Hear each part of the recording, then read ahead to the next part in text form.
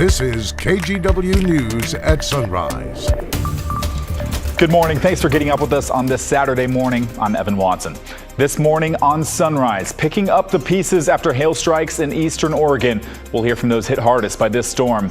Plus, bird flu fears, how the nationwide outbreak on the avian flu is affecting the Oregon Zoo, of all places. But before we get to all that, let's check in with Chris McGinnis for our first look at the Saturday forecast. Chris. And we take you up to Timberline. Let me show you the view here. What do you see? You see like a little blanket of cloud cover here, just below 6,000 feet on Mount Hood. Our camera above that cloud cover. Typically, we can see Mount Jefferson off in the distance. We cannot today. Why am I showing you this? This is a sign of how thick the marine layer is today. It has pushed all the way into the Cascades, and so with that in mind, the cloud cover that you see here over downtown Portland is likely to be around for several hours this morning. So one of those typical cloudy mornings, sunny afternoons. That's pretty much the forecast for today. We're waking up to temperatures in the 60s in Portland, at 64 anyway. At the airport, you slip out of town though, we're in the upper 50s right now in Hillsboro. And the big picture across the state of Oregon this morning, nobody terribly cool. 58 Baker City, 64 Pendleton, and we hop over to the Oregon coast generally in the upper 50s to low 60s. All right, the plan for Saturday, kick back, relax, and enjoy, right? And if you're a fan of those cloudy mornings, you're going to like today. It's going to be cloudy for quite a while.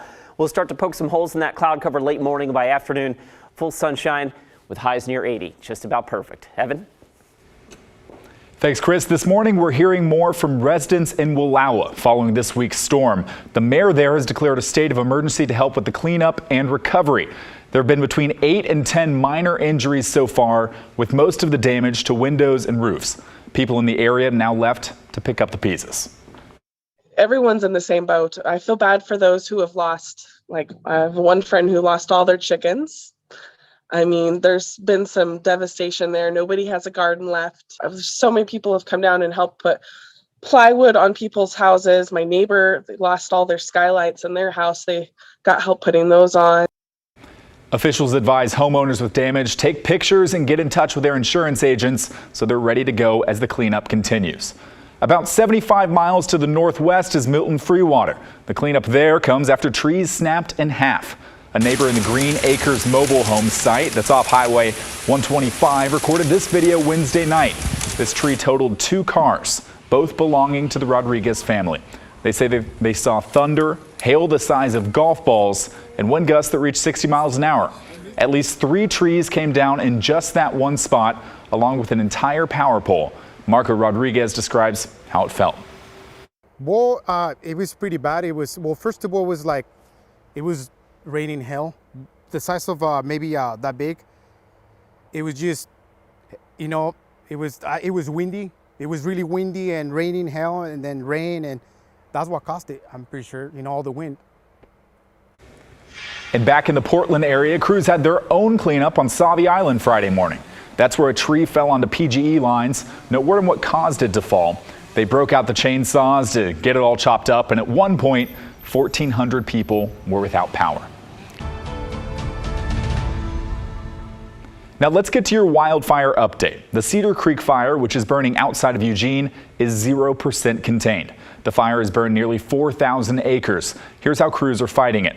Crews tried to fight the fire directly, but didn't have much luck because of the steep and rugged terrain. So crews are working to secure the fire's perimeter. Right now, there are no evacuations, but there are several closures in the area. The entire Waldo Lake Wilderness area and parts of the Willamette National Forest are closed. A spike in the number of avian flu cases across the country and in Oregon has local officials taking action. The Oregon Zoo is making big changes to keep their birds from coming into contact with wild counterparts. Alma McCarty has the story. All summer long, visitors stop by the Oregon Zoo to see all kinds of exotic animals. Birds like condors and flamingos and eagles. Sister and brother Isla and Reed were especially excited to see those. Oh, I think they're really cool in that they have they can hunt fish really well. But in several habitats, the fowl are nowhere to be found. Most birds are indoors and not visible to the public. Signs apologize, and Dr. Carlos Sanchez, head veterinarian, explains. We have moved on level 4 in our response plan for the avian influenza, or the highly pathogenic avian influenza.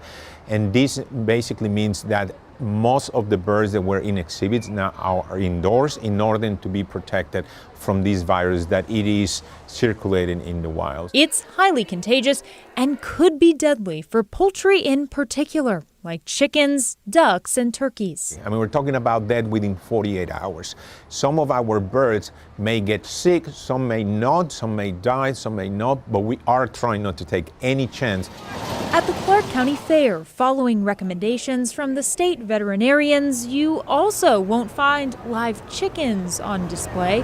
Oregon State Fair officials say they're canceling this year's poultry show, though Dr. Sanchez explains people should not be worried. Restrict mostly to birds, maybe some other animals, but definitely birds. So while you can still see penguins splashing around in their habitat indoors, it could be a while until Isla and Reed's favorite feathered friends return. It's better to keep them safe. Yes. It's like helping them. It's like helping us, except it's a different... It's helping the earth, basically. Basically. So again, human health risk is extremely low in this case. In Oregon right now, according to the CDC, there are a handful of outbreaks impacting hundreds of birds across 5 counties in the middle of the state. There are no outbreaks or cases at the Oregon Zoo. An error at the St. Charles Health System in Central Oregon could force some employees to have to pay back thousands of dollars.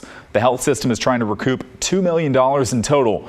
The error occurred when its timekeeping provider Kronos had an outage from last November to January of this year. St. Charles says some employees were paid more than they should have been, and it wants the money back. One nurse says her manager told her she owes $2,900. Where did they come up with this calculation? Why has evidence not been provided? Why has it not been made available to me to sit down with an accountant for every individual employee to sit down and review records and pay stubs and all of that? They gave no evidence as to how they came to this number.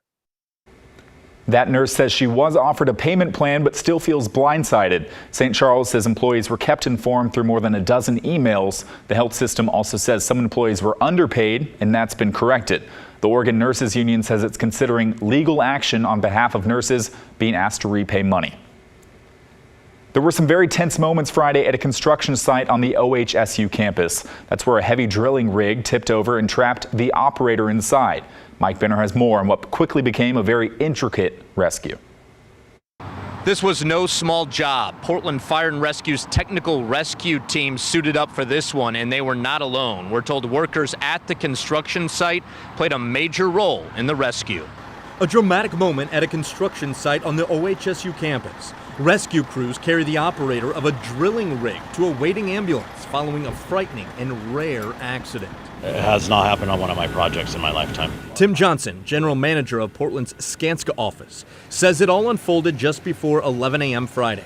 A 100,000-pound drilling rig tipped over at the site of OHSU's hospital expansion project. For those of you familiar with the OHSU campus, this is right by the Casey Eye Institute. We're told the accident left the drilling rig operator, who's employed by Pacific Foundations, pinned inside the cab.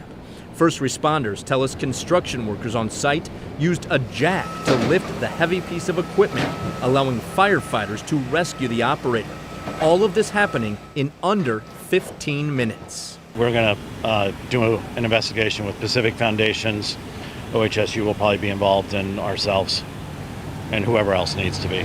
Now, it's unclear if the injured operator went to OHSU or was eventually transported to Legacy Emanuel. Regardless, they are getting the medical attention they need, and we are certainly hoping for the best. Reporting in downtown Portland, I'm Mike Benner for KGW News. Just 2 minutes away, a once-a-year chance to enjoy Portland's bridges car-free. The annual Providence Bridge Pedal is tomorrow. We'll look at road closures and traffic impacts. That's coming right up.